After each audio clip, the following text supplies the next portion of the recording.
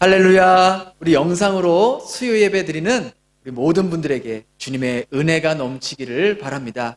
비록 저희가 영상으로 예배 드리지만 마치 우리가 얼굴과 얼굴을 대면하고 예배 드리는 것처럼 여러분이 이 자리에 나와서 예배 드리고 있다는 그러한 마음으로 함께 예배 드릴 때 하나님께서 더 큰 은혜와 감동을 허락하실 것입니다.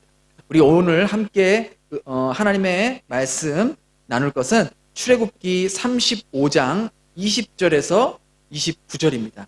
오늘 생명의 삶 본문과 동일하죠. 출애굽기 35장 20절에서 29절입니다. 우리 함께 같이 한 절씩 같이 읽도록 하겠습니다. 이스라엘 자손의 온 회중이 모세 앞에서 물러갔더니 마음이 감동된 모든 자와 자원하는 모든 자가 와서 회막을 짓기 위하여 그 속에서 쓸 모든 것을 위하여 거룩한 옷을 위하여 예물을 가져다가 여호와께 드렸으니 곧 마음에 원하는 남녀가 와서 팔찌와 귀걸이와 가락지와 목걸이와 여러 가지 금품을 가져다가 사람마다 여호와께 금 예물을 드렸으며 무릇 청색, 자색, 홍색 실과 가는 배실과 염소 털과 붉은 물들인 숫 양의 가죽과 해달의 가죽이 있는 자도 가져왔으며 은과 노스로 예물을 삼는 모든 자가 가져다가 여호와께 드렸으며 섬기는 일에 소용되는 조각목이 있는 모든 자는 가져왔으며 마음이 슬기로운 모든 여인은 손수 실을 빼고 그 뺀 청색, 자색, 홍색 실과 가는 배실을 가져왔으며 마음의 감동을 받아 슬기로운 모든 여인은 염소털로 실을 뽑았으며 모든 족장은 호마노와 및 애복과 흉패에 물린 보석을 가져왔으며 등불과 관유와 분향할 향에 소용되는 기름과 향품을 가져왔으니 마음에 자원하는 남녀는 누구나 여호와께서 모세의 손을 빌어 명령하신 모든 것을 만들기 위하여 물품을 드렸으니 이것이 이스라엘 자손이 여호와께 자원하여 드린 예물이니라. 아멘. 조선 중종왕 때 이 형조 판서에 올랐던 반석평이라는 사람이 있었습니다. 원래 이 반석평은 이 노예 출신, 종의 출신으로 태어나서 힘들게 살고 있었는데 그는 학문만이 살 길이다, 공부만이 살 길이다 그렇게 생각해서 틈틈이 공부를 하고 학문을 배워 나갔습니다. 그 모습을 참 신통하게 보았던 그 집 주인집 양반이었던 참판이라는 사람이 그 반석평의 모습을 보고 참 신통하기도 하고 기특하기도 해서 그를 종의 신분에서 해방시켜 주었어요. 그리고 이제 아들이 없었던 가난한 양반집에 수양 아들로 보내게 되었습니다. 그런 반석평은 아주 열심히 공부를 해서 당당하게 과거 시험에 합격하게 됩니다. 그리고 출세 가도를 달려서 마침내 정의품인 형조 판서까지 올라가게 되었습니다. 이 형조 판서는요, 지금의 장관이나 차관급 때는 굉장히 높은, 그 당시에 높은 벼슬이었던 것이죠. 그런데 어느 날 이 반석평이 한양거리를 지나가고 있었는데 저기 마주오는 저 멀리서 어떤 거지의 행색을 하고 있는 그런 사람이 다가오고 있었어요. 근데 가만히 보니까 그 거지가 누구인가 하냐면은 옛 주인의 아들이었던 거예요. 그러자 이 옛 주인의 아들이었던 것을 이제 본 반석평이 가던 길에 즉시로 그 거지에게 대뜸 큰 절을 하면서 어르신, 저를 몰라보겠습니까? 저는 당신의 종이었던 반석평입니다. 라고 했던 것이죠. 참으로 믿기 힘든 일이에요. 백주대낮에 그것도 사람들이 수많은 인파들이 몰려있는 그 한양 그 대로에서 형조 판서가 거지에게 엎드려 절을 하다니요. 게다가 그 당시 자신의 출신이 노비였다는 것이 밝혀지게 되면 벼슬을 잃는 것은 물론이고 신분을 속였다는 죄로 큰 형벌을 면치 못했던 그런 시절이었어요. 이런 위험을 알면서도 그는 옛 주인에게 깊은 감사의 인사를 드렸던 것이죠. 그런데 이 일이 왕에게까지 알려지면서 왕이 이제 반석평을 불러서 물었습니다. 그대는 어찌 그런 행동을 했는가? 그대의 행동이 얼마나 위험한 행동인지 몰랐던 것이냐? 라고 왕이 묻자 반석평이 이렇게 대답했다고 합니다. 출세했다고 해서 제가 받았던 은혜에 어찌 감사를 잊을 수 있겠습니까? 사람들은요, 수치스러운 과거를 숨기고 싶은 법인데 이 반석평은 체면이나 관직 유지보다 자신이 받은 은혜에 감사하는 것이 먼저였다고 생각했던 것이죠. 이런 반석평의 인격에 감동한 왕은 그에게 더욱 높은 자리에 벼슬을 허락해 주었고 또 그 거지 행색을 했던 옛 주인의 아들에게까지 벼슬 자리를 주었다고 합니다. 참으로 놀라운 일이 아닐 수 없다는 것이죠. 이처럼 받은 은혜를 늘 기억하고 그 은혜에 감사한 사람은요, 늘 겸손하고 진실하며 한결같고 충성스럽습니다. 은혜를 알고 기억하며 감사할 줄 아는 사람, 거기에 우리가 담고 싶은 인격이 있다라는 것이죠. 여러분, 은혜를 기억하며 사는 것이 정말로 중요합니다. 자녀가 부모의 은혜를 알고 그 부모의 은혜를 기억할 때 그 부모의 은혜에 보답하며 감사하며 살게 됩니다. 제가 그전에는 저희 부모님께 물론 감사한 마음이 있었지만 그렇게 별로 잘 표현을 하지 않았어요. 그런데 저도 결혼을 하고 이제 첫 애인 이 에스더를 낳고 키워보니 우리 어머니가 나를 이렇게 키우셨겠구나. 잠도 못 자고 정말 이 똥기저귀 갈아주면서 그렇게 키우셨겠구나. 그거를 이제 생각하게 되더라고요. 이게 생각나고 그래서 기억이 나면서 제가 어머니에게 그때서야 장문의 카톡으로 제가 아이를 키워보니 어머니의 은혜가 그렇게 큰 줄 몰랐습니다. 앞으로 더욱더 어머니에게 잘하면서 어머니께 보답하면서 살겠습니다. 라는 그러한 메시지를 남겼던 것이 기억이 납니다. 이처럼 자녀들은요, 부모님의 은혜를 깨달을 때에 더욱 감사한 마음이 들게 되는 거예요. 남편이 아내의 은혜를 깨달을 때 비로소 아내에게 감사하며 아내를 더욱더 사랑하게 된다는 것이죠. 마찬가지로 하나님의 은혜를 깨닫고 신앙생활할 때 하나님께 진심으로 감사하며 하나님의 은혜에 보답하려는 삶을 살게 된다는 것이죠. 여기에 은혜를 아는 자녀의 됨됨이가 있다는 것입니다.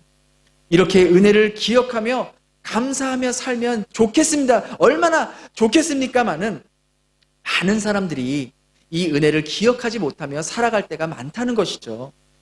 어느 성도님이 늦게까지 밖에서 이제 여러 가지 일들을 처리하고 정말 피곤한 몸으로 이제 집에 들어왔어요. 그래서 이제 밥 먹을 기운도 없어서 겨우겨우 집에 있는 이 찬밥에 그냥 물 말아서 하려고 할 그 찰나에 마침 딸이 들어와서 엄마, 나 밥 좀 줘! 그러는 거예요. 그래서 이 엄마가 차마 찬밥은 줄 수 없어가지고 이 딸에게 찬밥을 줄 수는 없어서 피곤하지만 정말 귀찮지만 피곤하지만 이 딸에게 따뜻한 새 밥을 지어주기 위해 피곤한 몸을 이끌고 새 밥을 준비했습니다. 그렇게 밥이 다 준비되고 이제 딸에게 얘야 밥 먹어라 하고 이렇게 부르자 딸이 탁 나오더니 자기가 이렇게 이 밥상을 쭉 보더니 이렇게 얘기하는 거예요. 뭐야, 내가 좋아하는 반찬 하나도 없잖아 하면서 젓가락도 안 대고 휙 방으로 들어가 버리는 거예요. 와, 정말 어찌나 어이가 없던지 이 성도님의 멘붕이 온 거예요. 멘붕이. 밖에서 정말 피곤한 몸으로 집에 돌아와서 나도 지금 배고프지만 딸을 위해서 새로운 따뜻한 밥을 지어주려고 했던 그 엄마의 마음을 헤아리지 못한 채 단지 자기의 배고픔과 자기의 입맛에만 관심을 가지고 있었던 딸의 모습이 이처럼 은혜를 깨닫지 못하면 감사한 마음도 생기지 않는다는 것입니다. 오늘 본문에 보면은요, 모세가 이스라엘 백성들에게 회막과 회막에서 사용할 기물들을 만들기 위해 사용할 재료들을 자원하는 마음으로 하나님께 드려라 라고 이렇게 전합니다. 근데 이 일 이전에 어떤 사건이 있었습니까? 이스라엘 백성들은 하나님께 받은 그 은혜를 새까맣게 잊어버린 채 모세가 산에서 내려오지 않자 이제 이스라엘 백성들이 아론에게 모세는 이제 어떻게 되는지 모르니 이제 우리에게 한 신을, 눈에 보이는 신을 만들어 달라라고 요구합니다. 그렇게 자기들이 가지고 있었던 금부치들을 모아다가 그 금송아지를 만들고서는 이게 너희의 하나님이다. 이 금송아지가 너희들을 애굽에서 이곳까지 인도한 하나님이다 라고 말했던 것이죠. 하나님이 그토록 싫어했던 우상을 만들어 놓고 그것도 모자라 그 우상에게 하나님이라고 말하면서 거기에 제사를 지내고 먹고 마시며 죄악을 행했던 것이죠. 이스라엘 백성들이 어떤 사람들입니까? 애굽에서 평생을 400년 넘게 노예 생활을 했던 자들이었어요. 자기 힘으로는 도저히 그 노예의 삶을 끊어낼 수 없는 그러한 자들이었어요. 그런 노예 운명이었던 이스라엘 백성들을 하나님께서 조상들과 한 그 언약을 기억하며 한없는 은혜로 그들을 노예 신분에서 벗어나게 해주었건만 그들은 그 은혜를 잊어버린 채 모세에게 마실 물이 없다, 고기가 없다, 왜 우리를 이런 곳으로 인도했냐, 눈에 보이는 하나님을 만들어 달라, 그렇게 불평불만을 늘어놓았다는 것이죠. 이처럼 많은 사람들은요, 자신이 받은 은혜를 모른 채 살아갑니다. 은혜를 모르니 감사할 줄 모르는 것. 그래서 부모와의 관계나 또 형제와의 관계나 배우자와의 관계에서 서먹서먹하거나 서운한 감정만 남게 된다는 것입니다. 큰 은혜를 받고도 전혀 감사할 줄 모르거나 많은 은혜를 받고도 대수롭지 않게 생각하는 사람들이 많다는 것이죠. 99번 잘해줘도 몇 번만, 한 번만 서운하게 하면 그 서운한 것만 기억해요. 99번 잘해준 거는 다 잊어버리는 거예요. 그게 사람이에요. 오죽하면 이런 말을 하겠습니까? 그만큼 다른 사람에게 많은 도움을 받았으면서도 감사할 줄 모르는 사람들이 얼마나 많은지 몰라요. 부모의 사랑의 덕에 살면서 고마워할 줄 모르고 배우자의 섬김을 당연히 여기면서 고마워할 줄 모르고 목회자나 성도들의 관심과 기도에 고마워할 줄 모르며 살아가는 사람들. 무엇보다 하나님께 수없이 많은 은혜를 받고도 감사할 줄 모르고 살아가는 사람들. 그래서 신앙생활을 했는데도 마음에 기쁨이 없고 감격이 없는 거예요. 여러분, 사람이 왜 은혜를 모르는지 아십니까? 그것은요, 자기 중심적인 생각, 자기 고집, 자기 편견이 깨지지 못했기 때문에 은혜를 깨닫지를 못하는 거예요. 이스라엘 초대왕 사울이 바로 대표적인 사람인데요. 그가 이스라엘 왕이 되었던 첫 번째 왕이 될 수 있었던 것은 그가 힘이 세거나 용사였거나 어떤 행정력이 탁월했거나 그래서 왕이 된 게 결코 아니에요. 오히려 반대로 그는 겁쟁이였고 왕이 될 자격이 1도 없는 그러한 사람이었던 것이죠. 그러나 하나님께서 그를 선택하셨고 그에게 기름을 부어주셨던 거예요. 즉 전적인 하나님의 은혜라는 거예요. 그러나 시간이 지나면서 점점 자기가 왕이라는 것에 집착하면서 모든 것을 자기 마음대로 해버리려고 했던 것이죠. 제사도 자기 마음대로 드리려고 했고 또 자기 주위에 있던 충신들의 말도 듣지 않고 자기 마음대로 하려고 했고 심지어 자기 아들 요나단의 말도 듣지 않고 죄 없는 다윗을 죽이려고, 다윗 그 한 사람을 죽이려고 자기의 일평생을 허비했던 그런 삶을 살았던 것이 바로 사울의 인생이었던 것이죠. 하나님의 은혜라는 것은 온데간데 없고 자기 자리만 생각했고 자기 중심만 생각했던 자의 모습이었던 것이죠. 그래서 자기 허물을 깨닫는 것, 그것이 바로 하나님의 은혜를 깨닫는 첫걸음입니다. 자기 자아가 깨지고 새로워지는 것, 그것이 은혜예요. 자기 허물을 깨닫지 못하니 하나님의 은혜도 잊어버리고 은혜를 잊어버리니 당연히 감사할 줄 모르는 것, 이것이 바로 사울의 비극적인 모습이었던 것이죠. 우리는요, 이 땅을 살면서요, 셀 수 없이 많은 하나님의 은혜를 입고 살아갑니다.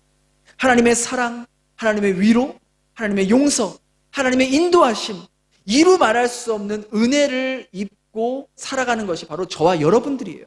그런데 그 수없이 많은 은혜를 입고도 은혜를 깨닫지 못하는 사람들이 있어요. 그것은 아직도 나 중심적으로 살고 있기 때문이에요. 나 중심적으로 살면서 아무리 신앙생활을 오래 한다 하더라도 내 자아가 깨어지는 경험도, 새롭게 변화되는 경험도 할 수 없다는 것이죠. 여기에 문제가 있는 거예요. 그런데 오늘 본문에 이스라엘 백성들의 달라진 모습이 보이게 됩니다. 모세가 이 회막과 회막에 사용될 이 기물들을 만들기 위해서 너희가 자원하는 마음으로 하나님께 드려라 라고 했을 때 오늘 본문 21절에 보니까 뭐라고 기록되어 있냐면 마음이 감동된 모든 자와 자원하는 모든 자가 와서 예물을 가져다가 여호와께 드렸다라고 기록이 되어 있어요.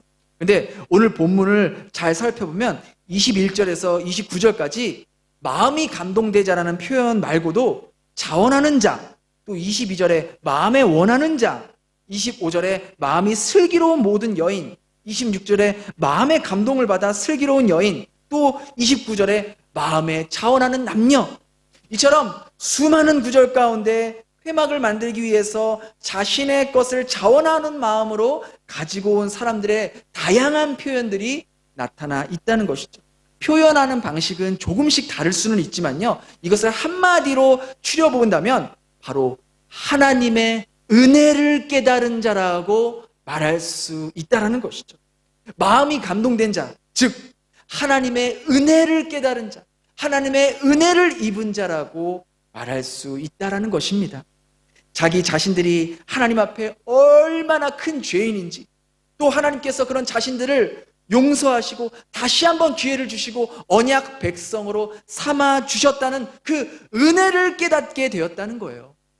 그래서 그들은 하나님의 은혜에 감사하여 하나님이 기뻐하는 일에, 하나님이 원하시는 일에 자신의 것을 자원하여 기쁨으로 내어드렸다는 것입니다. 이처럼요, 하나님의 은혜를 입은 자들은 자신의 것을 하나님의 일을 위해 아낌없이 내어드릴 수 있는 사람들이라는 것이죠. 사실 그들은요, 얼마 전까지만 해도요, 금송아지를 만들기 위해서 자기들의 금, 은을 사용했던 사람들입니다. 그러나 이제는 하나님의 은혜를 깨닫고 하나님께서 기뻐하시는 일에 자신들의 금과 기중품들을 사용하게 되었던 것입니다. 사람들은 누구나 자기가 중요하다고 생각하는 일에 물질을 사용하게 됩니다. 그래서 예수님은요, 사람들의 이러한 마음을 정확하게 아시고 물질이 있는 곳에 무엇도 있다? 너희의 마음도 있다라고 말씀하셨던 거예요. 얼마 전에 뉴스를 보니까 요즘 한국에는 백화점에 문이 열리기도 전에, 문이 열리자마자 명품샵으로 달려가는 사람들이 그렇게 많다고 합니다. 하나에 수백만 원짜리 하는 그 명품 백을 사기 위해서 그 전날부터 백화점 앞에서 텐트를 치고 노숙을 하는 사람이 있을 정도로 그렇게 명품백 하나 사기 위해서 그렇게 기다린다라고 합니다. 코로나로 이 소비 심리가 억압되면서 그 억압된 심리가 명품 같은 고가 상품에 자신의 돈을 쏟아붓는 현상이 일어나고 있다라고 말하는 것이죠. 그 모습을 보면서 저는요, 정말 그 핸드백이 저들에게 우상이고 명품이 그들의 신이 됐겠구나. 돈을 정말 얼마나 쓸 데가 없으면은 명품백 하나 사려고 정말 그렇게 긴 줄을 쓰고 심지어는 노숙까지 하면서 저러고 있을까? 저게 정말 하나님이 없는 사람들의 모습을 단편적으로 보여주는 모습이구나 라고 생각했던 거죠. 명품을 사는 게 죄가 아니에요. 명품을 살 수도 있고 또 선물로 받을 수도 있어요. 그러나 정작 그 명품을 사는 그것만큼 나는 하나님을 위해서 또 이웃을 위해서 하나님께서 주신 나의 그 물질 가운데 얼마만큼 나는 하나님을 위해서 사용하고 있는가가 우리 그리스도인들에게 돌아봐야 할 기준이라는 것이죠. 우리는요, 물질을 가지고 금송아지를 만드는 데 사용할 수도 있고 하나님의 성막을 짓는 데 사용할 수도 있습니다. 물질을 가지고 수백만 원짜리 백 하나를 살 수도 있고요. 그런가 하면 수많은 사람들에게 육의 양식과 영의 양식을 공급해 줄 수도 있습니다. 이스라엘 백성들은 그전에는 자신들의 만족을 위해서 금송아지를 만들려고 금붙이를 사용했다면 이제는 하나님의 은혜를 깨닫고 그 회막과 기물들을 위해 자신들의 금붙이를 사용했다라는 것이죠. 우리도 그렇습니다. 하나님의 은혜를 깨닫기 전에는 내가 가지고 있는 돈으로 내 마음대로 사용한다는데 그게 뭐 잘못됐어? 라는 마음으로 나의 만족을 위해서 사용했다면 하나님의 은혜를 깨달은 후에는 나의 만족을 위해서가 아니라 나에게 무한한 은혜를 주신 하나님을 위해 그리고 소외된 이웃들을 위해 사용할 수 있는 모습으로 변하게 된다는 것이죠. 사실 이스라엘 백성들이 가지고 있었던 그 금붙이와 그 기중품들이 원래 누구의 것이었습니까? 원래 그들의 신분이 무엇이었어요? 노예였잖아요. 노예가 어떻게 그런 귀중품과 그러한 금과 은을 가지고 있을 수 있겠어요? 어떻게 해서 그들의 손에 이렇게 금과 은 귀중품들이 손에 쥐어질 수 있었겠습니까? 그 이유는 애굽에서 나올 때 애굽 사람들이 그들에게 주었기 때문에 그들이 가지고 나올 수 있었던 거예요. 그들의 수고로 얻은 것이 아니에요. 그들이 노력해서 얻은 것이 아니에요. 전적으로 하나님께서 그렇게 하시도록 하셨기 때문에 그들이 소유할 수 있었던 거예요. 출애굽기 12장 35절, 36절 한번 같이 읽어볼까요? 이스라엘 자손이 모세의 말대로 하여 애굽 사람에게 은금 패물과 의복을 구하매 여호와께서 이스라엘 백성에게 은혜를 입게 하사 그들이 구한 대로 주게 하심으로 그들이 애굽 사람의 물품을 취하였더라. 누가 누구에게 은혜를 입히게 했다고요? 하나님이 이스라엘 백성에게 은혜를 입히게 하사 애굽 사람들이 이스라엘 사람들에게 구하는 대로 다 주게 했다라는 거예요. 그럼 이스라엘 백성들 손에 있는 지금 금과 은, 귀중품들 그걸 누가 주신 거예요? 누가 공급해 주신 거예요? 하나님께서 주신 거죠. 하나님께서 애굽 사람들을 통해서 이스라엘 백성에게 공급하신 거예요. 이스라엘 백성들은 그 하나님의 은혜를 깨달았어요. 지금 내 손에 있는 것도 사실은 내 것이 아니라 하나님께서 다 공급해 주신 것이지. 하나님께서 그러하기에 하나님께서 원하실 때에 하나님께 드릴 수 있는 거지 라고 생각했던 것이죠. 여러분들은 어떠세요? 여러분들이 가지고 있는 돈, 건강, 자녀, 회사, 재능 하나님께서 공급해 주셔서 지금 내 손에 있다라고 생각하시나요? 내 돈? 내가 지금까지 뼈 빠지게 아껴서 모은 거지 라고 생각하시나요? 하나님께서 여러분의 건강을 조금만 건드리기만 하더라도 여러분 그렇게 말할 수 있을까요? 지금 수많은 사람들이 질병과 예기치 못한 사고로 고통을 받고 있어요. 생명의 위험을 받고 있어요. 그런데 여러분은 지금까지 건강한 모습으로 이렇게 살고 있잖아요. 이게 여러분이 몸을 잘 관리해서 그런 것일까요? 물론 일부 그런 모습도 있을 수 있어요. 그러나 하나님의 은혜 없이는 우리의 호흡도 안전할 수 없다는 것이에요. 내가 혹은 내 배우자가 회사에 잘 다니고 있는 것은 나의 능력이나 배우자의 능력이 좋아서 그런 걸까요? 하나님께서요, 한 번만 여러분들의 기업을 훅 하고 불면요, 다 날아갈 수 있어요. 여러분이 평생 애쓰며 쌓아 올렸던 것들, 하나님께서 손가락으로 살짝만 건드려도 속절없이 무너질 수 있다는 것을 우리는 잊어서는 안 된다는 것이죠. 여러분이 살고 있는 집, 여러분 자녀가 다니는 학교, 여러분이 소비하고 있는 이 지출, 이 모든 것이 하나님께서 지켜주고 계시기 때문에, 하나님께서 돌봐주고 계시기 때문에 가능한 것임을 깨달을 수 있는 은혜가 있기를 바랍니다. 저는요, 늘 그것을 생각해요. 하나님께서 한 번만, 그것도 살짝만 건드셔도 나는 주체 없이 무너질 수밖에 없는 그런 존재라는 것을. 제가 젊다고 해서 건강한 게 아니고, 사역을 잘해서 베델교회에서 사역을 하고 있는 게 아니고, 내가 아이들을 잘 케어해서 아이들이 잘 자라고 있는 게 아니라는 것을 저는 너무나 잘 알고 있어요. 이 모든 것이 하나님의 은혜라는 것을, 어느 것 하나도 하나님의 은혜가 안 미친 것이 없다는 것을 저는 너무나도 잘 알고 있기 때문에 늘 조심하면서, 늘 감사하면서 살고 있다는 것이죠. 어떻게 나 같은 죄인을, 어떻게 나같이 형편없는 자를 하나님이 자녀 삼아주시고 은혜를 부어주시는지 제 짧은 식견으로는 도무지 이해할 수가 없다라는 거예요. 여러분, 여러분이 가지고 계신 것 중에 그 어느 것 하나도 하나님의 은혜가 깃들지 않은 것이 없다는 것을 여러분 꼭 기억하시기 바랍니다. 이스라엘 백성들이 살던 광야는요, 아무것도 없는 곳이었어요. 그래서 모든 물건이 귀하고 소중했던 거예요. 그럼에도 불구하고 그들은 지금 자기들에게 굉장히 중요한, 소중한 그러한 자기들의 자원을 기꺼이 즐거움으로 하나님께 내어드리기로 선택한 것이죠. 자신들도 하나님의 일에 동참할 수 있다는 그 기쁨과 감사한 마음으로 주님께 드렸다는 거예요.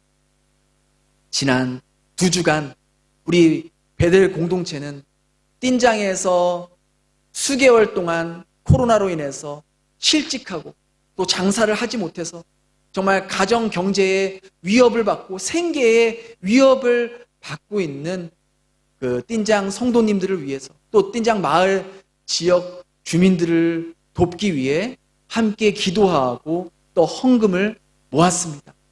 원래 저희가 처음에 계획했던 것은 그곳에 있는 80가정을 도와주기로 했는데, 하나님께서 여러분들의 마음을 감동시키고 여러분들에게 그러한 기쁨의 마음을 주셔서 정말 풍성하게, 원래 저희가 80가정만 도와주기로 해서 예산을 측정하고 계획을 했는데, 여러분들이 정말 풍족하게 헌금을 해주시고 기쁜 마음으로 해주셔서 저희들이 20가정 더, 그래서 총 100가정의 그 쌀과 또 라면, 또 식료품들을 전달할 수 있었습니다.